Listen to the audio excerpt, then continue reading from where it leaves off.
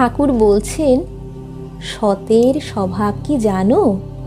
সে কাহাকেও কষ্ট দেয় না, ব্যতিব্যস্ত করে না।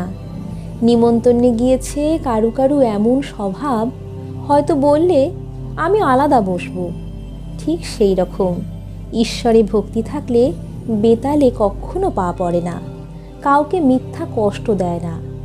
আর অসতের সঙ্গ একদমই ভালো না, তাদের কাছ থেকে তফাতে থাকতে হয়, গা বাঁচিয়ে চলতে হয়। পাথর হাজার বৎসর জলের মধ্যে পড়ে থাকলেও তার ভেতর জল কখনো ঢোকে না, কিন্তু মাটিতে জল লাগলে তক্ষুনি গলে যায়।